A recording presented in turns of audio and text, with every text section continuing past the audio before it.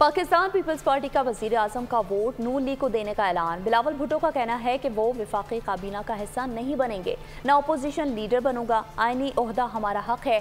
सदर के उम्मीदवार आसिफ अली जरदारी होंगे। चेयरमैन सेनेट स्पीकर कौमी असम्बली के लिए उम्मीदवार खड़ा करेंगे। मुल्क में सियासी कशीदगी जारी रही तो सबसे ज़्यादा नुकसान अवाम का होगा। कोशिश होगी कि मुस्तहकम हुकूमत कायम और मुल्क में सियासी इस्तेहकाम आए। बिलावल भुट्टो का आम इंतखाबात के नताइज कबूल करने का भी ऐलान। बोले आम इंतखाबात में धांधली हुई, बेज़ाब्तगियाँ हुई, लेवल प्लेइंग फील्ड नहीं मिली, फिर भी नताइज कबूल करते हैं। उम्मीद है नाइंसाफ़ी का ज़ाला होगा। इलेक्शन कमीशन और पार्लियामेंट का फोरम मसाइल को उजागर करने के लिए इस्तेमाल करेंगे।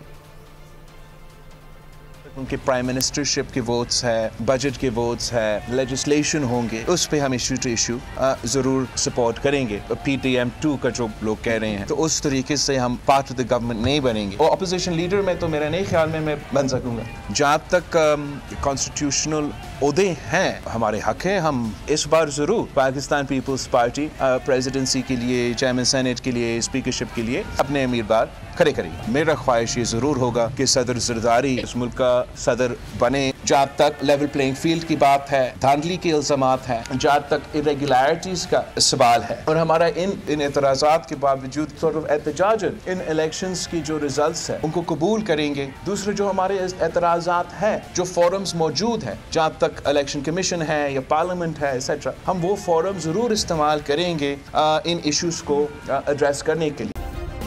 सब्सक्राइब करें और बेल दबाएं ताकि कोई खबर रह न जाए।